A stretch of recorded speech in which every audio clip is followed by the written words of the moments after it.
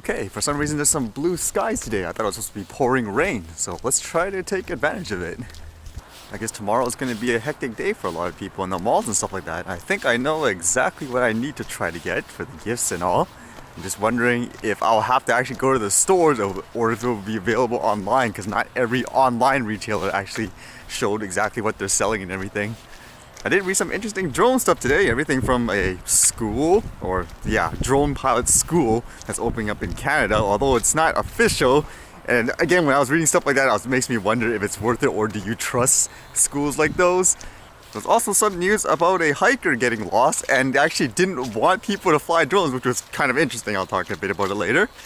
The first thing though today is I just got an interesting message. I'll tell the story. I wonder if there's anyone else that has an experience like this. Basically, my Sifu, the person that teaches me the martial arts, he basically got a new phone. Like, guess what he bought? You're like, what? He got an iPhone X.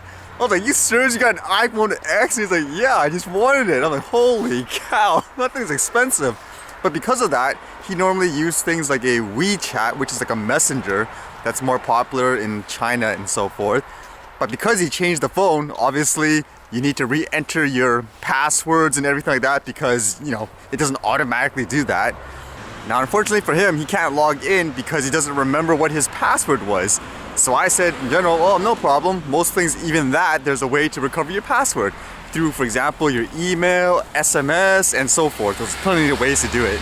I don't use the program myself, so I'm not too familiar with it, but everything should be standardized. And so I did eventually find the section where it says enter your email address for a lost password. And yeah, I told him to enter it and wait for the email to arrive. So when I left, apparently the email never arrived, and he went to a mall where there was a lot of Chinese speakers. And apparently he said he talked to 6 different people and they said, oh, impossible. You can never get your password back. It just doesn't work, that program. You can't do that. So you have to just make a new account.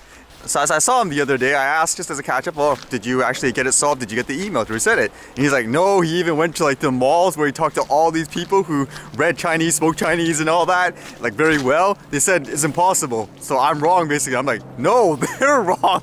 You should be able to recover it. It even says right here. Like, that's how you do it. And basically it just went back and forth where he's saying, no, because 6 people told him so. Like, it should be, it's not possible. But then I was saying, well, maybe those 6 people, they don't specifically know this app. They're just saying it, to get rid of you. I mean, just a funny example, like how I tried to get him to open up his mind and say, no, they're wrong. Just try it like this way. Is before he lost his password for his iCloud on his iPhone, and his phone was actually full, like it was out of memory. So I said, okay, simple. All you do is delete photos that you don't need. Really simple, right? But apparently before he talked to me, he went to an Apple store and a person told him, again, no, impossible. You can't delete anything from there. You just need to buy a new phone. And I'm giving him the example, the same thing. They don't know what they're talking about. Like in that situation, again, I actually helped him reset his iCloud password, which he said was impossible, no way to do it because he forgot it. But at the same time, I helped him delete, the photos from the phone once you downloaded everything from the iCloud just to free up space. But still, when it comes back to this, despite that situation, he still says, impossible, because I talked to 6 people. There's no way those 6 people can be wrong. What would you do in that case? It's like, oh, come on. I don't claim to be like the master in tech and stuff like that, but I understand that enough. How do you tell like your teacher who's teaching you martial arts with a lot of knowledge, say, please become the student first. I can teach you how to do this. Just open up your mind. It just makes me think of even things with the drone hysteria and trying to educate people about stuff like that. It's like one of those things, if you hear it enough from multiple people and sources, even if it's not true, just because so many people are saying it, hey, it must be true. In this case, like, how do you get through to people like that? So one of the news I read that was kind of interesting in terms of the discrepancy what was reported on the news report and what I read on their site. It had to deal with a lady dog walker where she went walking the dogs, I guess, like normal. And one day she just didn't show up, like she didn't pick up, I think it was her husband on time, so he got concerned. And as he, I guess, walked to the trails or the area where she would have been, he found that the car was empty. So she was basically missing, and a report was sent out to the rescue teams and all that saying, hey, this person's missing, please locate them. As it says here, Poitras was found in a basin in the Coquitlam watershed, outside the normal areas you would expect on the trails well north of the areas most people spend time doing recreation in. It was not immediately clear how she got there and was north of the area where she was originally lost. And by the looks of it, there was a huge amount of people basically trying to find her. And it says here she was located by a team that began with a wide area and narrowed in one place they thought she might be. They also used cell phone location. So basically, good story overall. It kind of makes me think, first was how they had so many people that are using these cell phone locations, but it didn't seem like they were using anything like the drones or the thermal cameras, like what we read in the other news the other day. And it even says here for people who wanted to help, they put like a caution here, said they asked the well-meaning public to avoid the area, worried their tracks, smells, clues could contaminate the scene. In particular, officials asked the public not to use drones to help the search. That was kind of weird because in the actual news report with the video, they actually didn't say that about the drones. Just for you to see, you can see it quickly here. For now, police and search and rescue crews are saying if you want to help with the search, the best thing you can do is stay at home. The trails are so treacherous. They want people to keep off of them because they might need rescuing themselves, or they could possibly contaminate any kind of footprints or tracks that Poitras may have left behind. I could be wrong, but it didn't seem like they were using anything like a helicopter with, again, thermal cameras to hover the area. They just had like a whole whack of people going the trail. It made me think of the topic anyways, when it comes to drones and civilian aid in that sense. If someone like me had like a thermal camera with a drone, and I could probably find the person faster in that sense than the 60 people, the search and rescue, like I can offer help in that way, wouldn't you want someone like me to help? Or would you still say, no, keep your drone away?